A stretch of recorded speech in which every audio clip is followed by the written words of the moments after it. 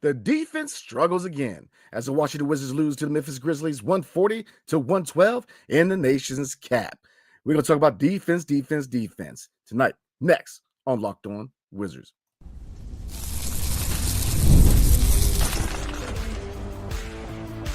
You are Locked On Wizards, your daily Washington Wizards podcast, part of the Locked On Podcast Network. Your team every day.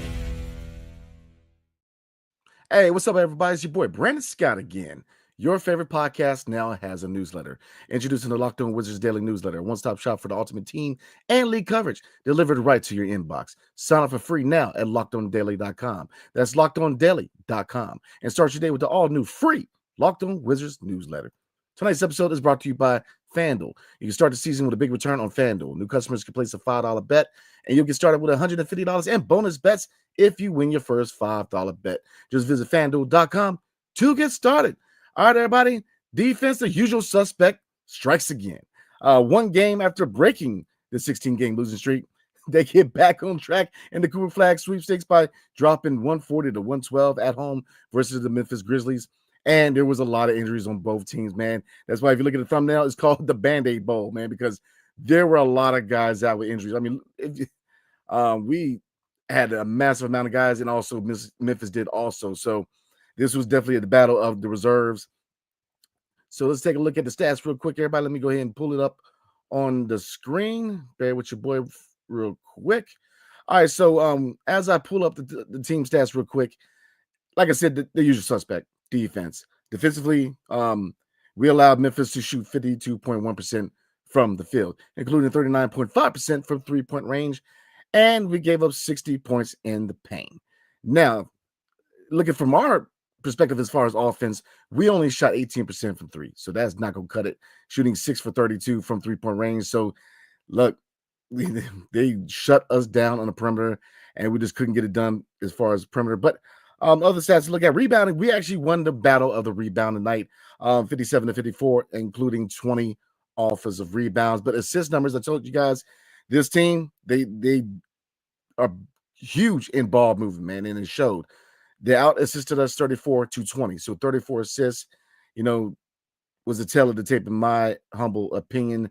They're able to move the ball around and find open looks, and they capitalize by not only finding, but executing high percentage shots. So let's get into the starting five, shall we? Because again, guys, defense, rebounding wasn't an issue, but tonight was on defense. The defense was the one factor, in my opinion, because take a look at the stats real quick for Memphis. Jaren Jackson Jr., the lone guy. Obviously, John Morant was out, and he capitalized 21 points, 4 rebounds, shooting 8 for 15 for the field, 3 for 8 from 3, and 4 blocks. So they are one of the better teams in the league when it comes to blocks, definitely shutting down the paint and rim protection. So, again, looking at their second unit, Spencer, shooting guard, 14 points. Jay Huff, former Wizards prospect. He played for the Go-Go for a cup of coffee, 17 points. And then Aldama, 19 points in 19 minutes. So their bench outscored ours by an easy margin. Not an easy margin, because our second unit actually played really, really well. I think the starting five was the issue tonight. So we'll start it off. Bub Carrington, 32 minutes, definitely not his best shooting night. 7 points, 5 rebounds, 2 assists, shooting 3 for 12 from the field, 1 for 7 from 3. Jordan Poole, again, just like Bub Carrington in the backcourt, not their best night. Jordan Poole, 9 points, 2 assists, shooting only 2 for 6 from the field, 1 for 4 from 3. And only 2 turnovers, but not his best night, especially after a really good performance from last night. He definitely cooled down in the second of a back-to-back. Really, the stars of the show were 2 gentlemen from last night and Be Cool. That's right. Be Cool definitely had a better offensive output tonight. In 28 minutes played, 17 points, 5 rebounds, 4 assists, shooting an efficient 6 for 13 for the field, 1 for 4 from 3, and 4 for 5 for the charity strike, 1 block, 1 steal, 3 turnovers, but hey, Be Cool, definitely a better performance offensively. I think that at times he puts a lot of pressure on himself. He second guesses himself. And, like I said, no expectations on these players, man. And it kind of goes to the question I'm going to get into Justin Champagnie next. But that was the question I asked him. I said, because he had a career high 23 points last night. I said, Justin, do you guys feel pressure? or do you guys just go out there and play? And he said, look, I know what you guys are going to say. He kind of said the company line, right? We're still trying to win. And we all know, looking at the record of 3-19, look, it is what it is. But that's the thing with Bilal. Be cool, man. Definitely just go out there, play the game. There's no expectations. I definitely think that there's still a chance he can formally break out the season. I think in the second half of the season, after the trade deadline, you're definitely going to get an extended look at Bilal Coulibaly, especially when they move on from a lot of these vets. But he's still getting significant minutes now. So you definitely want to see him on a consistent basis show that offensive output, because defensively, we know that he is a high level defender in this league. He is the future of defense in this league because he is just one of the better young defenders, and he is getting noticed around the league. Justin Champagnie, again, a really good night tonight. 14 points, 8 rebounds. He gets in there and gets those boards. And that's what I'm saying, guys. We got to keep Justin Champagnie around. He's a guy who gets very active in the paint. He's athletic. He has a scorer's mind frame. 6 for 12 from the field. He was an efficient. 2 for 4 from 3. 5 steals. Again, he shows a lot of energy on the defensive end. So you have to keep him around, in my opinion. He's definitely the guy, similar to Marvin Bagley III. They both need to be guys that need to be around for a while because, again, looking at the salary cap situation next year, we have to spend so much of the cap. And, why not keep Champagnie and Marvin Bagley III around for a while?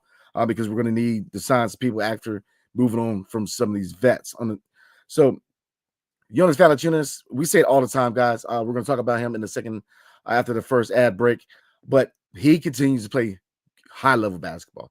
20 points, 4 rebounds, 2 assists, shooting 8 for 17 from the field. Misses one lone three-point attempt, but 1 block. And this comes after 5 blocks last night versus the Denver Nuggets. He continues to play high-level basketball. And that's what I'm saying.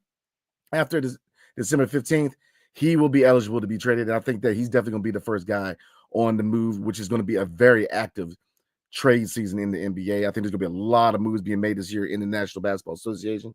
And I think that Jonas Valanciunas is going to be one of the first dominoes to fall for the Washington Wizards. So overall, the starting 5, Bilal stepped up tonight. Justin Champagnie, another solid night. And Jonas Valanciunas continues to play high-level basketball and really boost that trade value for the young Wiz kids. So looking at the second unit, 2 people really shined. You can say 3 because the third guy we're going to talk about, he's had his growing pains, but he continues to look really, really good. All right, so Jared Butler, again, when given minutes, he produces 14 points, 5 rebounds, 7 assists, 6 for 14 from the field, 1 for 3 from 3. Jared Butler continues to be a really good backup point guard for the Washington Wizards, man. He's a guy that, look, depth is a good thing. Now, I know this is his final year of guaranteed money. We'll see what direction to go with backup point guard. But I think he's a guy where he's a high hustle guy, a guy when called upon, he produces. Marvin Bagley III. Come on now, y'all. Rock with your boy now. I've been telling y'all, need to keep him around when given minutes. Marvin Bagley III, he shows that potential that was shown at Duke, at Sacramento, at Detroit. He has the best situation here in DC. He's got the perfect situation to produce, and you see what he can do with a high motor. Tonight, 20 points, 7 rebounds, 2 assists, shooting 9 for 15 for the field. Did miss both 3-point attempts, but was 2 for 2 for the charity strike and 3 blocks. Come on, man. He's versatile. He can rim protect, and he's a 3-level scorer. And he doesn't need to be a star. Doesn't even need to start. But he can be a nice young prospect here and definitely be part of what the Washington Wizards are trying to do going forward, man. Because like I said, he's a guy who doesn't need to be a starter. Doesn't need to be the star. He's a guy he's versatile. He can definitely be a 3-level scorer. Not saying he's a sniper, but he's a guy who could definitely hit the 3-point shot, mid-range shot. And I think he's very slept on, very underrated when it comes to his rim protection, and he continues to produce at a high level when called upon and given minutes. So Johnny Davis, real quick before we move on. Johnny Davis, in 19 minutes, 9 points, 3 for 7 from the field, 0 for 3 from 3, but he contributed 2 steals. His defense continues to be the bright spot. Now his offense looks a lot better, and you see his shot release, his shot form is so much better than it has been in past years. And I think that he knows, he's got to perform or he's going to be looking for another job. And he's played good basketball in this year. It really makes you think that if things were different when he first came to the league, would we be talking differently about Johnny Davis as far as him being part of the future? Well, maybe, because I think that Brian Keefe has definitely given him confidence. I think that Brian Keefe has definitely prioritized developing Johnny Davis. Johnny Davis has put in the work, and he looks much improved. Now, what the future holds for him here in DC, we shall see. In the offseason, obviously, they did decline his option, but who knows? He's a guy that he looks much improved. So we'll see how much better can he get, especially in the second half of the season. So, all right, guys, couple questions tonight before we get into the comments. We're going to talk about there's a trade put out there.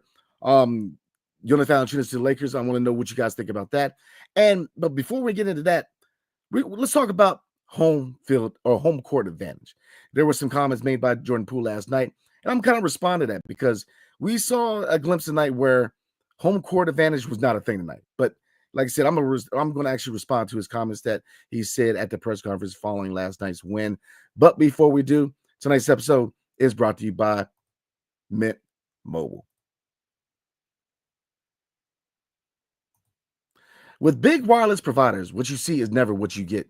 Somewhere between the store and your first month's bill, the price you thought you were paying magically skyrockets. Oh, yeah. With Mint Mobile, you'll never have to worry about gotchas ever again. When Mint Mobile says $15 a month when you purchase a 3-month plan, they mean it. It's that easy. Say bye-bye to your overpriced wireless plans, jaw-dropping monthly bills, and unexpected overages. Oh, I know, man. Mint Mobile is here to rescue you with premium wireless plans starting at $15 a month. That's all. All plans come with a high-speed data and unlimited talk and text delivered on the nation's largest 5G network. Use your own phone with any Mint Mobile plan and bring your phone number along with your existing contacts. Ditch overpriced wireless with Mint Mobile's deal and get 3 months of premium wireless service for $15 a month. To get this new customer offer and your new 3-month premium wireless plan for just $15 a month, go to mintmobile.com/LockedOnNBA. That's mintmobile.com/LockedOnNBA. Cut your wireless bill to $15 a month at mintmobile.com/LockedOnNBA. $45 upfront payment required, equivalent to $15 a month. New customers on first 3-month plan only. Speeds slower above 40 gigabytes on unlimited plan. Additional taxes, fees, and restrictions apply. See Mint Mobile for details. All right, everybody, let's get back into this thing. All right, so real quick, I'm gonna respond to some comments made by Jordan Poole last night. Like I said, there a lot of people give me some love about the question I asked him. Definitely, something you definitely want to hear from a guy who wants to be part of the future here. But like I said, he made some other comments, and he was talking about how there's a lot of excitement in the building. You guys know I was down there for the game, and it felt like the crowd has some energy to it. Now, obviously, when you see your hometown win, there's going to be a lot more energy to get blown out by 30. So I get that component better. But he made a comment where he said that, what did he say?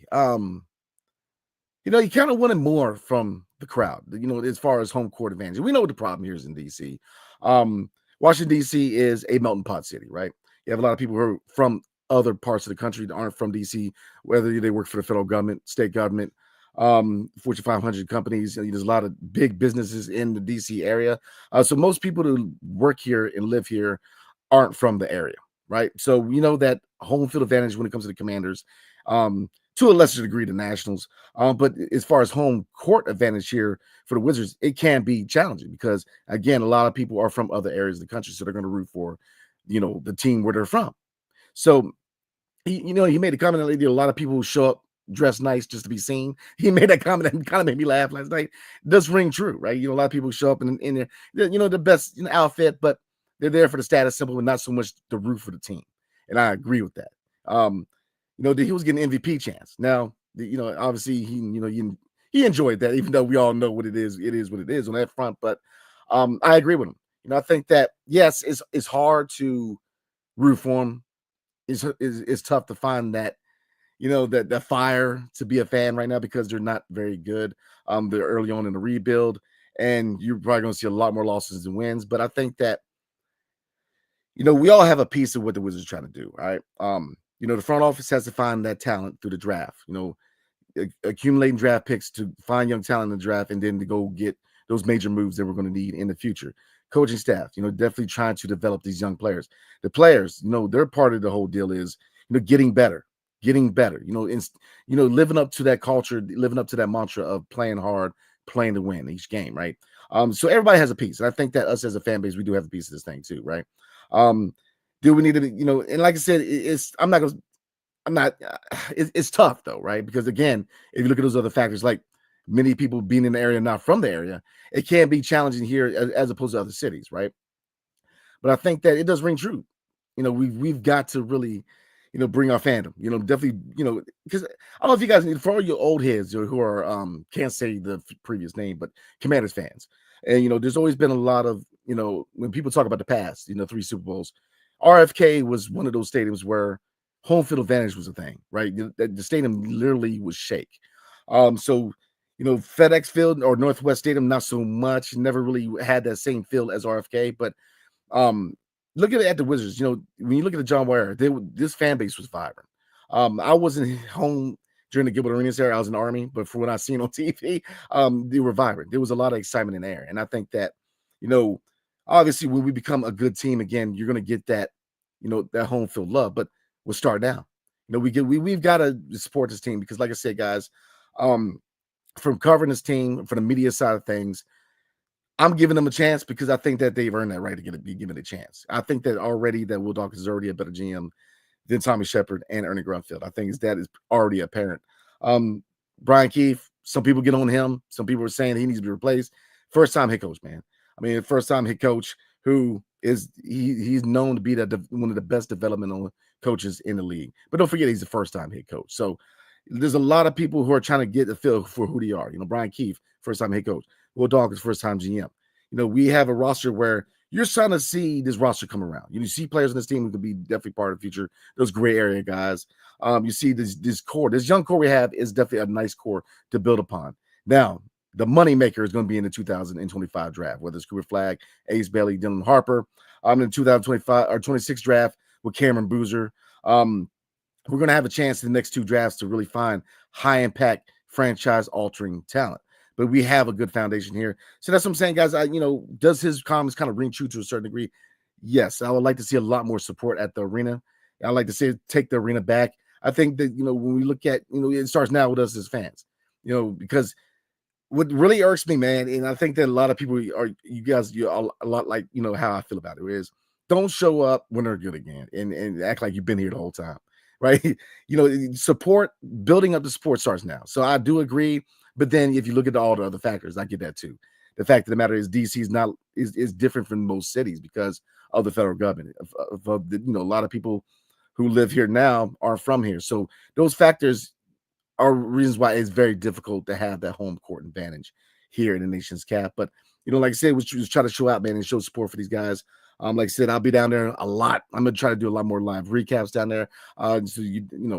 So again, guys, I do agree with what he's saying. It is harder for a city like DC, but I think that we can definitely get there because, like I said, front office, coaching staff, players, even the fan base, we all have a piece of the puzzle of getting this team back on track. All right, so there was a trade put out there that had the Wizards sending Jonas Valanciunas to the Lakers for 2 second-round picks and Gabe Vincent. This is a trade that I kind of talked about previously.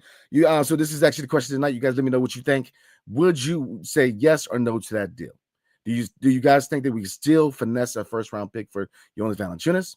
Because I think we could definitely get a first-round pick for him, but would second-round picks be acceptable to you? So that is a question for tonight. You guys let me know what you think about that trade proposal. Jonas Valanciunas to the Los Angeles Lakers for two second-round picks and Gabe Vincent. All right, so we're going to get into comments, but before we do, tonight's episode is brought to you by FanDuel.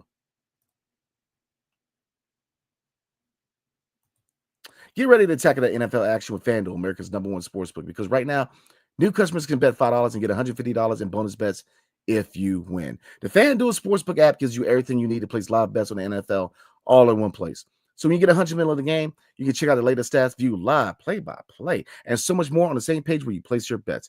Just visit FanDuel.com to join today. You get started with $150 in bonus bets if you win your first $5 bet. That's FanDuel.com.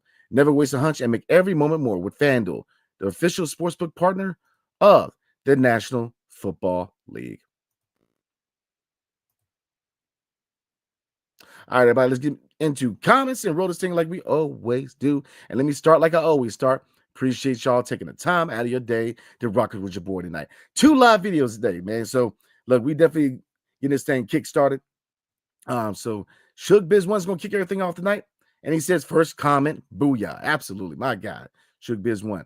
Bucker Getter, how you doing tonight, man? This is my guy, Brandon. what a question last night. I'm happy you went to the press conference and asked that question yesterday. I appreciate you, man. Definitely appreciate you. You guys know how I roll, man.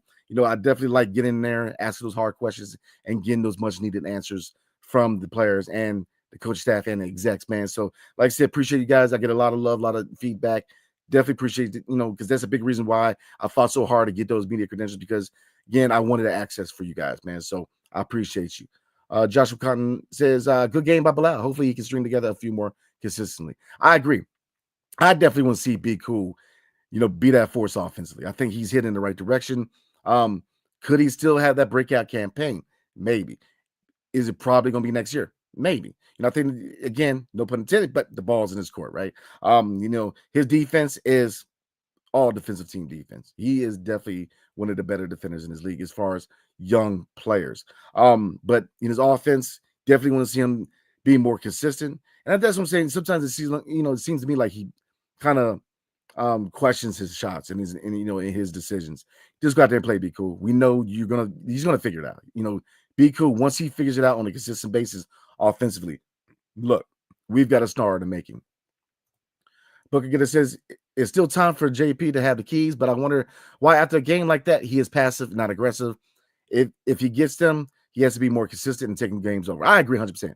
Like I said, for him to be that guy, you need him to be that guy more on a consistent basis.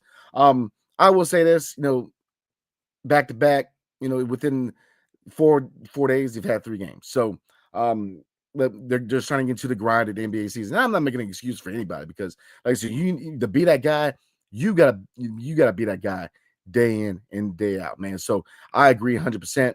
I think that overall this team does look tired. You see that tonight they look a lot more tired. Last night they were motivated. Since tip off, you kind of felt the energy last night that they were probably gonna get a win, and I felt like this was a winnable game. Now you can't take anything away from Jaren Jackson Jr., right? But with John Moran out, with Desmond Bain out, with so many people out for them, and yes, we're dealing with it, half the daggone team is hurt for us, but I feel like this was a winnable game to a certain degree because they're dealing with injuries too. And look, Jaren Jackson Jr., and you can't take away anything from Scottie Pippen Jr., man. He looks like he's a really quality pickup for the Memphis Grizzlies, but I agree with you, Bucket Getter. Appreciate the comment. Shookbiz1 says, so what changed from last night's victory to today's defeat? Night and day, man. Last night you felt energy. There was no energy tonight at all. No energy at all. And I know they're actually gonna be. They got like 3 days off, so hopefully they definitely get that rest, man. So because it doesn't get easier on the schedule, because we're gonna take a look at the schedule, but I believe the next game is Friday, so we're gonna take a look at the schedule before we roll out.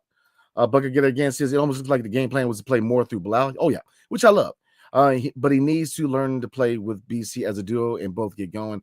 They'll get it down, especially after the deadline, I think. Oh, I love the comment. Yeah, I agree 100%. I definitely want to see Bilal and JP be more of that duo. Because to me, they're the duo right now. I think that the writing's on the wall. We all know Kyle Kuzma is probably going to be on his way out of DC. Definitely appreciate your service, Kuz, man, but it's time. And, Jonas Valanciunas is playing high-level basketball. He's going to be moved at some point, right? Malcolm Brogdon is kind of a wild card, in my opinion, because the injuries continue to be an issue.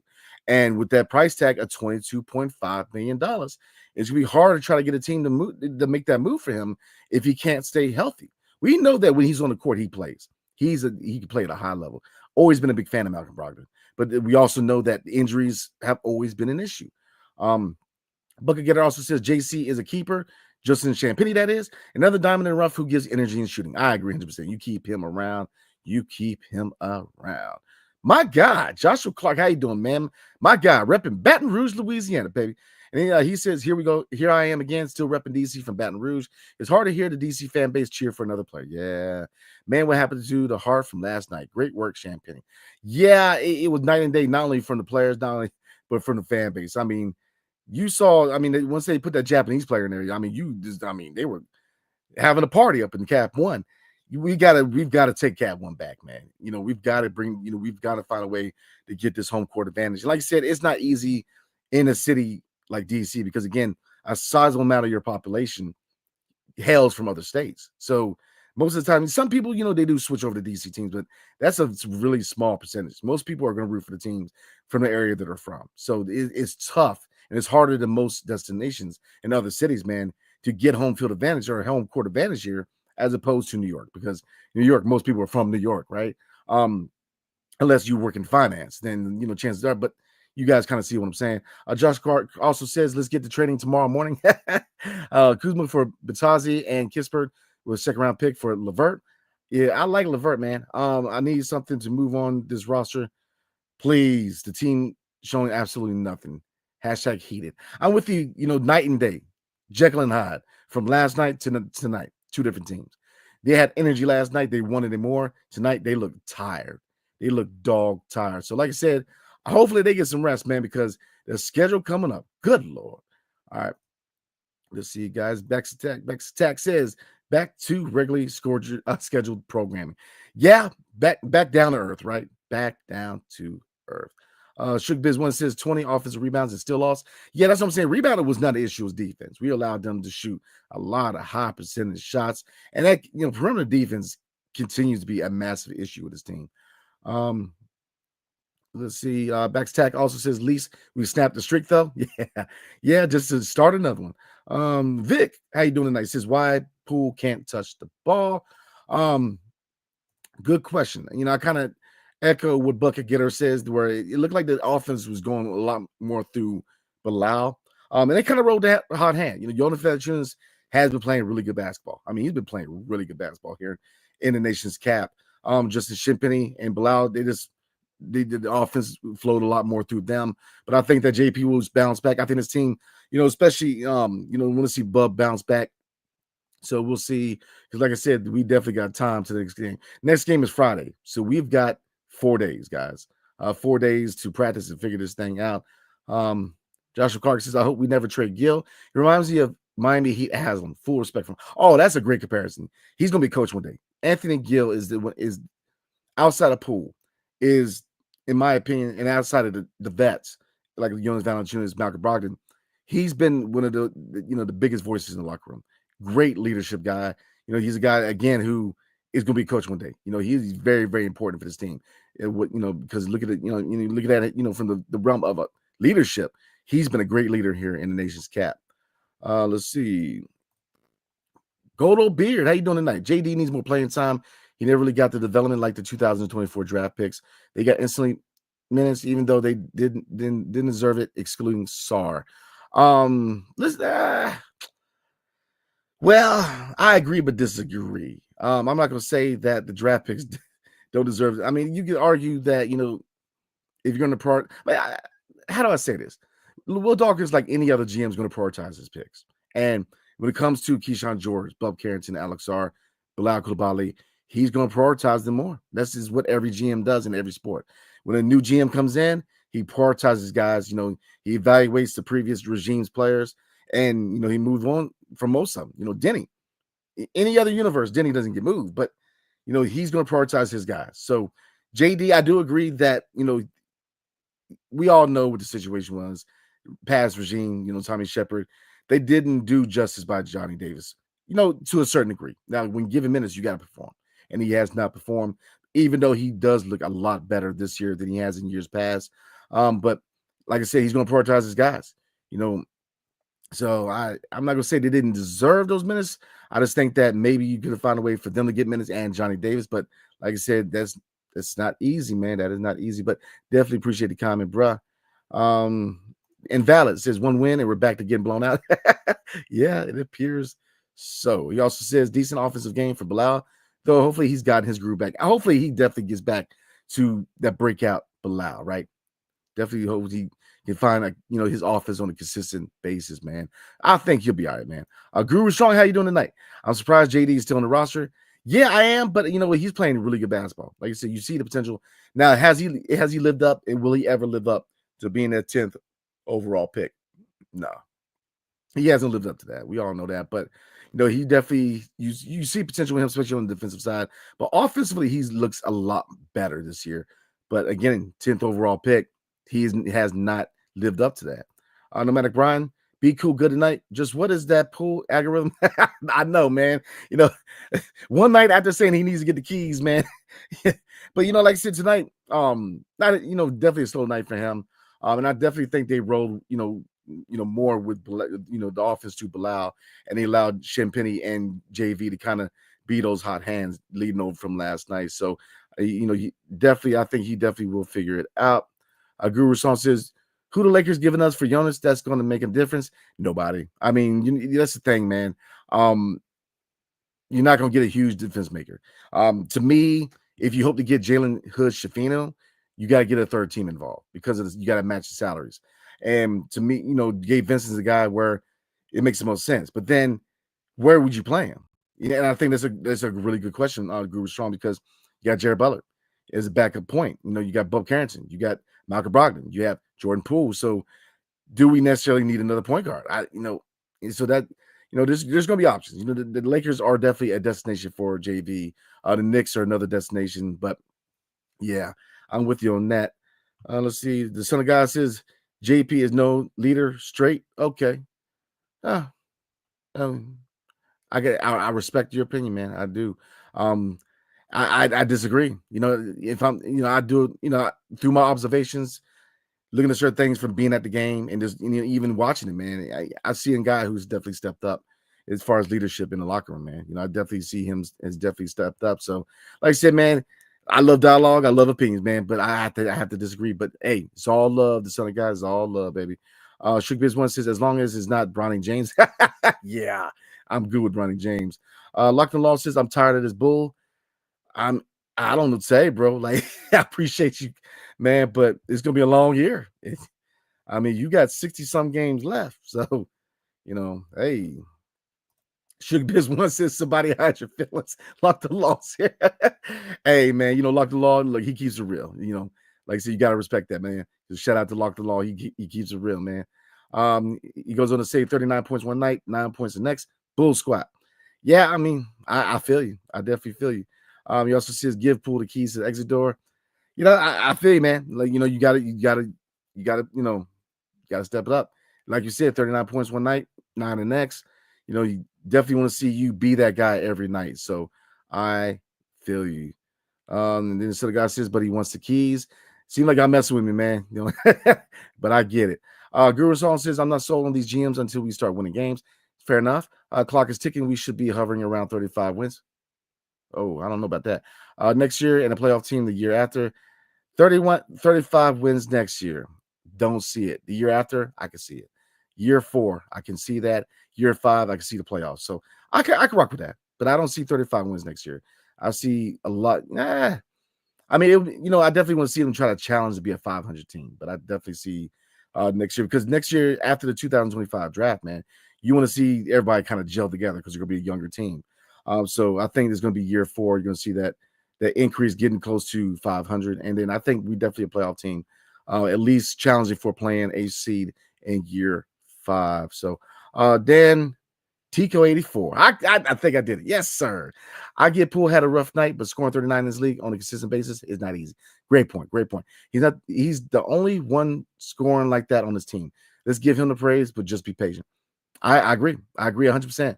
I agree. Be patient, man.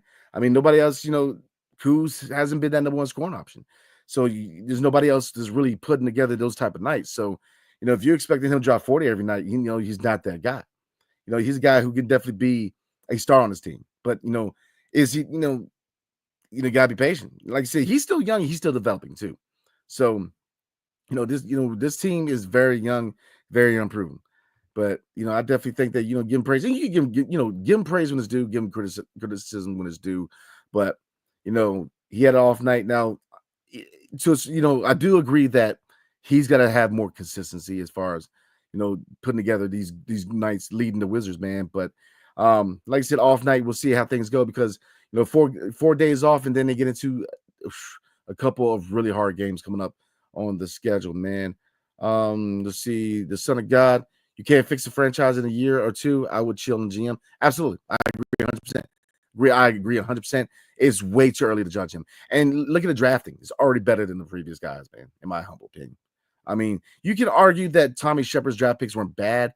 They just didn't fit the timeline. We needed him to draft people to have immediate impact. And the guys he drafted needed to be developed. Denny needed to be developed. Corey Kispert needed to be developed. Johnny Davis is still developing.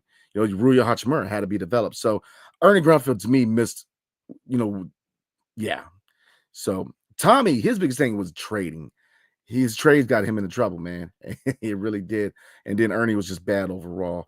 But it's way too early. It's way too early. He's proven to hit in draft picks. I mean, Bilal, look, he hit on that draft pick. Tristan Vucevic remains to be seen, but I think he hit on the draft pick, especially since it was a second round pick. Look, he hit, Alex R. Look, he's got work to do. Yes, very raw offensively, but he's got massive potential and he's going to figure it out. Bub Carrington, he's a dog. He's going to be good. Keyshawn Jordan, the same. So he's hit in every draft pick so far, in my humble opinion. So it's way too early, man. Locked on Law says you can play Justin Champagny. He obviously wants to be here. Yeah, man. Like I said, he's a guy that I definitely keep around for a while because he plays when called upon. He produces when he gets minutes. Delmar, man, do the Lakers have a first round pick in 2025? If they do, I would hold out to try and get their last first. They're more in need of JV. Their window is closing. I agree. I do not believe they have a 2025 draft pick. So let me see if I can pull it up real quick. Bear with me real quick, guys. I'm gonna pull it up right now. So I don't believe so, but we're gonna double check real quick. Because shout out to Fanspo hooking a brother up. All right, so take a look at the draft pick situation. They have 2 second-round picks, but they do not have a first-round pick in 2025. They do have a 2026 first-round pick. They have one, no first in 2027, and then they do have their picks, first-round picks in 28, 29, and 30 and beyond. So, I mean, maybe you could finesse them for the 2026, but my thing is this: how long you got with LeBron? So, would they be hesitant to move on from draft picks because you're going to have to get younger at some point? Anthony Davis is getting older. But right now, I think they may be hesitant to move on first round pick. But if you try to, I definitely think you definitely try to finesse a first round pick. They could walk away with it. To me, I know you guys don't want to hear this, but if it's just JV by himself, you're probably looking at those 2025 second round picks. And you're probably looking at a scenario where Will Dawkins is going to start packaging the second round picks and try to turn them into first round picks, or try to have some, try to get crafty in the trade game, man. Let's see. Dan Tico84 says if we can get Bilal and one other player to score 15 plus a night, then we look much better. Oh, I agree. Our defense needs work on defensive rotations. Yep. And close out on shooters. I agree. The rotations and closing out the shooters are killing us, man. They're killing us. Teams are just doing whatever they want on the perimeter. We've got to close out on shooters. We've got to rotate faster, man. We've got to communicate. Locked on Law. First game Bilal has been worth a crap in months. All right. That's why we love you, man. That's why we love you. The Son of God says, need a first for JV. He out there playing like pass me the ball like I'm in 21. Crown Butler to Nick. Yeah, you're a trip, man. Yeah, he's playing good ball, man. He is playing good ball. I definitely think you try to get a first round pick. But like I said, if it's the Lakers, to me, the Lakers situation, maybe you get to 2026, but you're probably looking at the 2 seconds for 2025. So maybe you can finesse the 2026. I think that's out of the first round picks for them. I think that's a more realistic first round pick they may part ways with. But you definitely try to get a first round pick, in my opinion. The Son of God says, Be Cool is my favorite player at the moment, but he trash too. I'm hot right now. Whoa. I don't think he's trash, man. I think he's a good young player who's just very raw offensively. We knew coming out of the draft, he was going to be very, very raw. You see the potential. He put the work in offseason, but he's still got some ways to go. I think you're going to start to see more of a finished product the next couple of years because he's still relatively raw offensively. But he will get there because he's one of those work ethic guys, man. He puts the work in. It's shown this season with him working out in the offseason, with the experience from the Olympics. He will get there, Dan Tico84 says, I need ESPN the other night. The Lakers need athletic big, but I think JV can fill that void and go ahead and give us that first round pick. I agree. You definitely try to finish that first round pick. And like I said, to me, the more realistic one is 2026. Let's see. Lock the Law again says, I'm going to start calling Carrington Bub the Scrub if he doesn't start shooting 25%. It's too early, man. He's a rookie. Give him some time, man. Give him some time. Let him figure it out. Let him figure it out. Let's see. Dan Tico84 says, Lock the Law. What do you think? Bubba's better attacking the basket in spot up shooting. He will get there. You see the offensive potential. He just consistency. Like he's rookie. In the second half of the season, I think you're going to definitely see a better, better output offensively, in my opinion. Let's see. The Southern guy says Bubba has no dog in him, scared to score, always passing. I blame his pops for not letting him shoot the 3 ball until 9th grade. Now he's struggling, shaking my head. Lord have mercy. I mean, we getting personal. Whoa. Blame his dad. Good Lord. All right, now. Oh, man. All right. Log the Law says, got to keep that 14% chance at the number 1 pick. Yeah. Dan Tico 84 says, why should we target realistically Flag, Bailey, or Harper? If you don't get Flag, you go after Harper, in my opinion. Because to me, I think he's the better fit. Even though Ace Bailey, could he be a great talent here in DC? Absolutely. No question. But if you're looking at fit after Flag, I think you roll with Dylan Harper, in my opinion. Especially if you want him to be part of your future backcourt, because he's a baller, man. He would be a beast at the 2 guard. Let's see.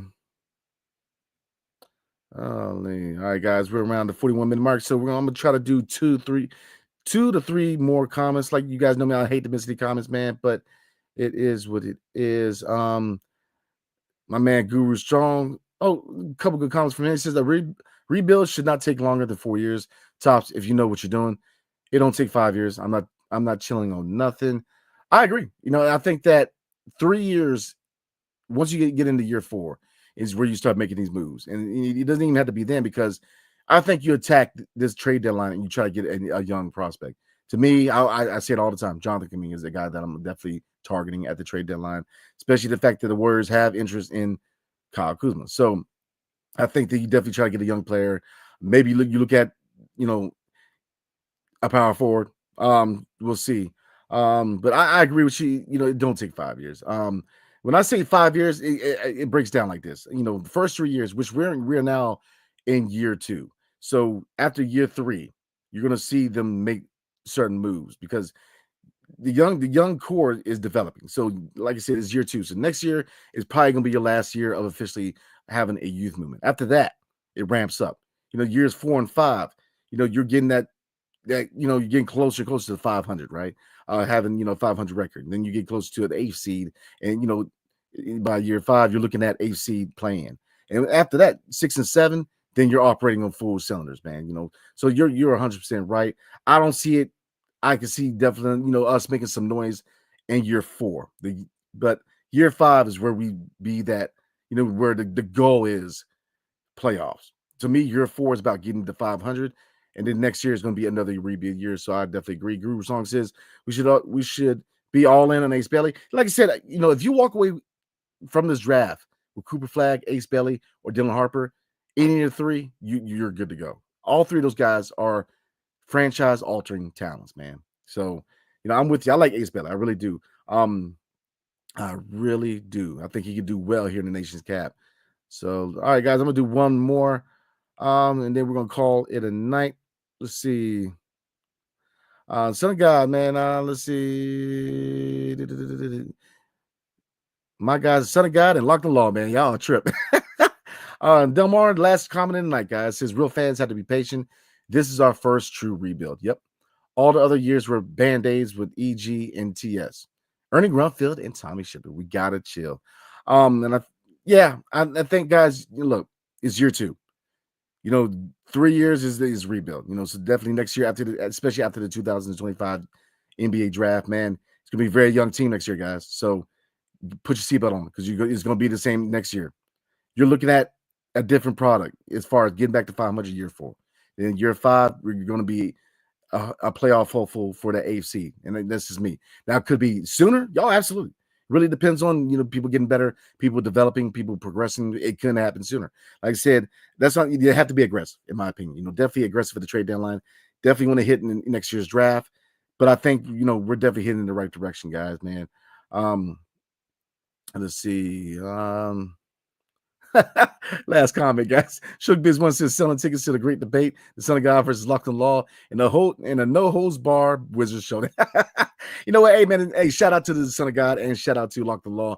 Look, man, that's a beautiful thing about dialogue, beautiful thing about sports. We all got a different perspectives, man. But look, man, we look, it's all love here on Locked On Wizards, man. Definitely appreciate each and every one of you guys taking time out of your day to rock with your boy, man. So, all right, guys, we're gonna go ahead and roll. We have special guests, Josh Robbins of The Athletic, on the show tomorrow night. So, looking forward to chopping up with him. And we got some good content coming your way. We're gonna get into some trades, man. Looking forward to the trade deadline. So this week coming up, we don't have a game till Friday, so we're gonna do some trade talk and definitely keep rolling with the content this week. So definitely tune in this week with your boy. So, all right, guys, I'll see you guys tomorrow night. You guys enjoy your night. Hail to the Wizards and peace. See everybody next time.